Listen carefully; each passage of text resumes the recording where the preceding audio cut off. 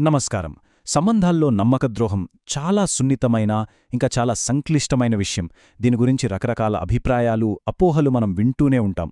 అయితే ఈరోజు మనం కేవలం ఊహాగానాలకే పరిమితం కాకుండా అసలు డేటా, పరిశోధనలు ఏం చెప్తున్నాయో చూసి ఈ అంశంపై ఒక స్పష్టమైన అవగాహన తెచ్చుకుందాం. బహుశా ఈ నంబర్ అందరూ ఎక్కడో అక్కడ వినే ఉంటారు కదా, సగం పెళ్లిళ్లలో మోసం జరుగుతుంది అని. ఇది చాలా పాపులర్ అయిన ఒక అపోహ. కాని వాస్తవం అంత సింపుల్గా లేదు. రండి, అసలు సంఖ్యలేం చెప్తున్నాయో చూద్దాం. జనరల్ సోషల్ సర్వే నుండి వచ్చిన అసలు డేటా ఇది. పెళ్లైన మగవాళ్లలో 20% మంది మాత్రమే తమ జీవిత భాగస్వామిని కాకుండా వేరొకరితో శారీరకంగా కలిశామని ఒప్పుకున్నారు. అంటే మనమనుకునే ఆ 50%కి దీనికి చాలా తేడా ఉంది. మరి అదే సర్వేలో పెళ్లైన ఆడవాళ్ల విషయానికి వస్తే ఆ సంఖ్య 13%. తాము మోసం చేశామని 13% మంది మాత్రమే రిపోర్ట్ చేశారు. సో ఇక్కడ స్టాటిస్టిక్స్లో మగవాళ్లకి ఆడవాళ్లకి మధ్య ఒక క్లియర్ గ్యాప్ కనిపిస్తోంది. కాని కథ ఇక్కడితో అయిపోలేదు. ముందుగా మనం ఈ అపోహలను పక్కన పెట్టి అసలు సంఖ్యలను చూద్దాం. డేటా ప్రకారం అవిశ్వాసమనేది ఎంత కామన్గా జరుగుతుందో తెలుసుకుందాం. అంటే మోసమనే పదాన్ని కేవలం శారీరక సంబంధానికి మాత్రమే పరిమితం చేయలేం కదా. ఎమోషనల్ అఫేర్స్ని, అంటే పార్ట్నర్ కాకుండా వేరొకరితో మానసికంగా చాలా దగ్గరవ్వడాన్ని కూడా కలిపినప్పుడు నెంబర్స్ ఒక్కసారిగా మారిపోతాయి. మగవాళ్లలో ఇది దాదాపు 45%, ఆడవాళ్లలో 35% పెరుగుతుంది. ఇది సమస్య ఎంత పెద్దదో మనకు చూపిస్తుంది. సరే, అసలు అవిశ్వాసం ఎందుకు జరుగుతుంది? ఈ ప్రశ్నకు సమాధానం మనకు ఎవల్యూషనరీ సైకాలజీ, అంటే పరిణామ మనస్తత్వశాస్త్రంలో దొరుకుతుంది. మన ఇప్పటి ప్రవర్తనలకు మూలాలు మన పూర్వీకుల జీవితాల్లో ఎలా పాతుకుపోయున్నాయో ఇప్పుడు చూద్దాం. పరిణామ మనస్తత్వశాస్త్రం ప్రకారం మన మెదడులో కొన్ని ఇన్బిల్ట్ ప్రోగ్రామ్స్ ఉంటాయన్నమాట. వీటినే పరిణామ మానసిక యంత్రాంగాలు అంటారు.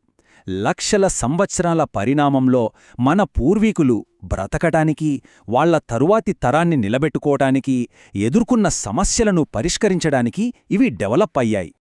ఈ కాన్సెప్ట్ని ఒక సింపుల్ ఉదాహరణతో అర్థం చేసుకుందాం. పండిన పండు. ఇన్పుట్ ఏంటి? కంటికి ఒక పండు కనిపించడం. ఇక మన బ్రెయిన్లో ఒక రూల్ ఉంటుంది: పండు తీయగా ఉంటే అది మంచిది, తినాలి అని. ఇక అవుట్పుట్, మనం ఆ పండును తినేస్తాం. ఇదంతా మనకు తెలియకుండానే జరిగిపోతుంది. ఇది కూడా ఒక పరిణామ యంత్రాంగమే. ఓకే, పండు ఉదాహరణ బాగుంది.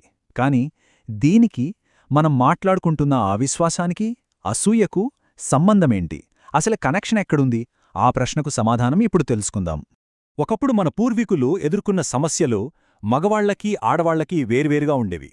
దానివల్లే అసూయ అనే ఎమోషన్ కూడా ఆడవాళ్లలో, మగవాళ్లలో వేర్వేరు కారణాల వల్ల ట్రిగ్గర్ అవుతుంది. మన పూర్వీకుల కాలంలో మగవాళ్లు, ఆడవాళ్లు వేర్వేరు సర్వైవల్ ఛాలెంజెస్ ఎదుర్కొన్నారు. మగవాళ్లకి పుట్టబోయే బిడ్డ తన సొంతమా కాదా అనే డౌట్ ఒక పెద్ద సమస్య. అదే టైంలో ఆడవాళ్లకి తన పార్ట్నర్ తన టైంని, రీసోర్సెస్ని వేరేవాళ్లకిచ్చి తనని, తన పిల్లల్ని వదిలేస్తాడేమోనన్న భయం. ఈ రెండు భయాలే అసూయకు పునాదులు వేశాయి. ఈ ఎవల్యూషనరీ ప్రెషరే ఇప్పటి మన రియాక్షన్స్ని ఎలా ప్రభావితం చేస్తుందో చూడండి. మగవాళ్లను అడిగినప్పుడు 60% మంది తమ పార్ట్నర్ శారీరకంగా మోసం చేస్తేనే ఎక్కువ బాధపడతామని చెప్పారు. ఇది నేరుగా ఆ పితృత్వ అనిశ్చితి, అంటే పేటర్నిటీ అన్సర్టనిటీ సమస్యతో లింక్ అయ్యింది. కాని దీనికి కంప్లీట్గా ఆపోజిట్లో ఆడవాళ్లని అడిగినప్పుడు ఏకంగా 83% మంది తమ పార్ట్నర్ ఎమోషనల్గా, అంటే మనస్సుపరంగా వేరొకరితో కనెక్ట్ అయితేనే ఎక్కువ బాధపడతామని చెప్పారు. ఇది వనరుల భద్రత కోల్పోతామనే భయంతో ముడిపడి ఉంది. ఇది ఏదో ఒక్క స్టడీలో తేలింది కాదు. ప్రపంచవ్యాప్తంగా డిఫరెంట్ కల్చర్స్లో చేసిన రీసెర్చ్లో కూడా ఈ తేడాలు మళ్లీ మళ్లీ ప్రూవ్ అయ్యాయి. మన ప్రవర్తనపై పరిణామం యొక్క ప్రభావం ఎంత లోతుగా ఉంటుందో దీనిబట్టి అర్థం చేసుకోవచ్చు. ఓకే, మన పూర్వీకుల కథ అర్థమైంది. మరి ఇప్పుడు ప్రెజెంట్ డేలో ప్రజలు మోసం చేయడానికి ఏం కారణాలు చెప్తున్నారు? ఇప్పుడు చూద్దాం. ఈ టేబుల్ చూస్తే మనకు క్లియర్గా అర్థమవుతుంది. మగవాళ్లలో 50% మందికి ప్రధాన కారణం లైంగిక అసంతృప్తి అయితే, ఆడవాళ్లలో ఏకంగా 70% మందికి ప్రధాన కారణం ఎమోషనల్ నెగ్లెక్ట్, అంటే భావోద్వేగ నిర్లక్ష్యం. ఈ ప్యాటర్న్స్ కూడా మనం ఇంతకుముందు మాట్లాడుకున్న ఎవల్యూషనరీ థియరీస్కి తగ్గట్టే ఉన్నాయి కదా. అయితే ఇక్కడే ఒక పెద్ద ట్విస్ట్ ఉంది. మోసం కేవలం అన్హ్యాపీ రిలేషన్షిప్స్లోనే జరగదు. ఆశ్చర్యంగా మోసం చేసిన వారిలో 56% మగవాళ్లు, 34% ఆడవాళ్లు తమ మ్యారేజ్ హ్యాపీగానే ఉందని చెప్పారు. అంటే కారణాలు మనం అనుకున్నంత సింపుల్ కాదన్నమాట. ఇంత కాంప్లికేటెడ్గా ఉన్నప్పుడు ఒకవేళ ఒక బంధంలో ఇలా జరిగితే మళ్ళీ ఆ రిలేషన్షిప్ నిలబడటం సాధ్యమేనా? ఈ చివరి సెక్షన్లో మనం ఈ కీలకమైన ప్రశ్నకు సమాధానం వెతుకుదాం. ముఖ్యంగా ప్రొఫెషనల్ హెల్ప్ ఎంతవరకు ఉపయోగపడుతుందో చూద్దాం. ఈ నంబర్స్ చూడండి. థెరపీ తీసుకున్న జంటలలో 75% మంది తమ బంధాన్ని కాపాడుకోగలిగారు. కాని థెరపీ తీసుకోని వారిలో ఆ సంఖ్య కేవలం 15.6% మాత్రమే.